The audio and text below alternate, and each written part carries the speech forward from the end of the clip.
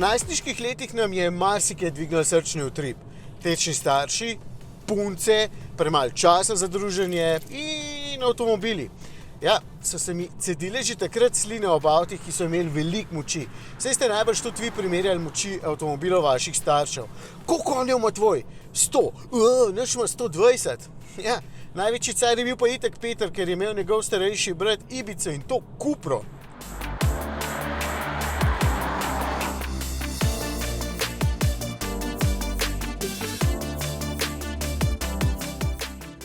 In tako se je celotna zgodba s Cupro sploh začela. Najprej so bili dirkaška podznamka španskega Seata, ki je skrbela za bolj dinamične izdaje avtomobilov. Prve Ibice recimo so imele 150 konjičkov, Leoni na koncu že 333 in hude pospeške. No, tako je bilo do leta 2018, ko so se Španci odločili to navdušenje spraviti v lastno znamko. In prvi čistokrvni model je bil leta 2020 Formentor. Hudo je, ne? Gre toliko dobro z jezika, kot na jezik kakšno dobro špansko vino. Ali pa pršut. Ja, pri Cupri so si kar dobro zamislili vizijo poimenovanja svojih modelov po dejanskih krajih oziroma lokacijah. Formentor je namreč polotok na Majorki, oziroma tudi najbolj severna točka Majorke je rt Formentor. Majorčani mu pravijo kar stičišče vetrov, ker je baje tam lahko precej dinamično. Tako kot je dinamičen lahko tudi Formentor. No, pa mimogrede, tudi Cupra je izpeljanka iz Cup Racing. Prva električna Cupra je na ceste zapeljala leta 2021. Kot študija še z oznako L Boran, kot serijski avtomobil pa kot Boran. In tudi Boran ni kar ena angleška beseda, ampak se tako imenuje soseska v Barceloni, v drugem največjem mestu v Španiji. Zanimivo pa je, da je drugi električni avtomobil znamke Cupra precej večji kot Boran, ime je dobil pa po vasi Tavascan na severozahodu Španije v osrčju Pirenejev. Tam je v okolici 50 jezer, ki privabljajo turiste celo leto, zato imajo kar 3 hotele in to v eni vasi. Pa tehnološko so zelo dovršeni, ker imajo posebno zelo nekonvencionalno hidroelektrarno, ki leži 500 metrov globoko v gorah. In tako kot je pri vasi Tavascan eden najpomembnejših slapov v Evropi popolnoma spremenil njihovo življenje, je tudi Cupra Tavascan ekstremno pomemben model za Cupro.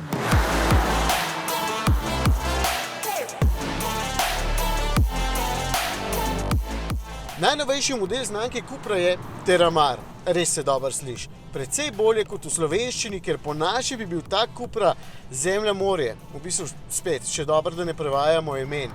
No, Terramar je pa dobil svoje ime po španskem obalnem mestu blizu Barcelone, kjer so leta 1923 zgradili dirkališče Autodromo de Sitges Terramar, ki je zdaj že v bistvu zelo dolg časa zaprto. Hudo domiselna imena pa niso edina stvar, zaradi katere je pri omembi znamke Cupra treba vseeno malo zašilt z ušesi. Jaz si lahko zamislim vsaj 2 lastnosti, zaradi katerih so mi njihovi modeli zelo všeč. Za začetek res dobro izgledajo. Ok, če želite biti inkognito in nočete, da vas kdorkoli opazi, potem tole res ne bo avto za vas. Če imate pa radi drzne linije pa atraktiven dizajn, potem pa med križanci tale precej izstopa in to kljub temu, da je konkurenca v tem segmentu zelo huda. Pa ne samo zaradi drznih linij, tudi zaradi teh barvnih dodatkov, recimo bakrenih obrob na platiščih, pa bakren je logotip in če boste izbrali še kakšno bolj zanimivo barvo, bo avto res izstopal. Znotraj velja enako, armaturna plošča je razgibana, pa tako barvno domiselna, da v bistvu se skoraj ne vidi, da je Terramar nekje zadaj zadržanega germanskega porekla. Druga pomembna stvar so pa dobre vozne lastnosti.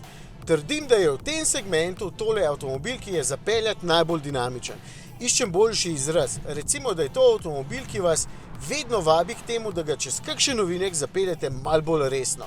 Še vedno seveda govorimo o križancu, ki ima dovolj prostora za prevoz družine in mora biti v prvi vrsti predvsem udoben in je. Terramar je kot vsaka druga Cupra zapeljati povsem enostaven.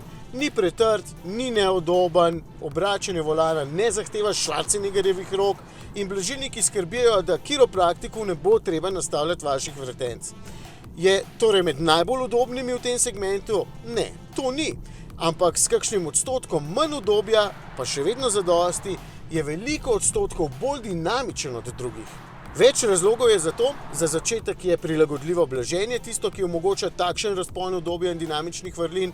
V načinu komfort je Terramar presenetljivo udoben, karoserija sama po sebi je sicer precej čvrsta in kombinacija obojega pomeni, da ni grdih pretresanj in zibanj, ko samo vidite kakšno luknjo pred sabo na asfaltu. Če prestavimo način sport, potem je vse skupaj veliko bolj ostro, nagibanje v zavojih je veliko manj in skozi zavoje je v bistvu Terramar še veliko bolj suveren. Zato se mi zdi še toliko bolj pomembno, kakšen motor boste izbrali. Seveda, lahko je to klasičen 1,5 litrski turbo bencinar, 110 kW moči je v bistvu čisto podoben, ampak vsem priporočam kaj bolj pekočega. Lahko recimo priključni hibrid, da boste polnili baterijo, če vas skrbi poraba, lahko pa takšen VZ z 2-litrskim turbobencinskim motorjem pa skoraj 200 kW moči. Ja, kaj, od viška glava ne boli in Terramarju ta motor res dobro paše.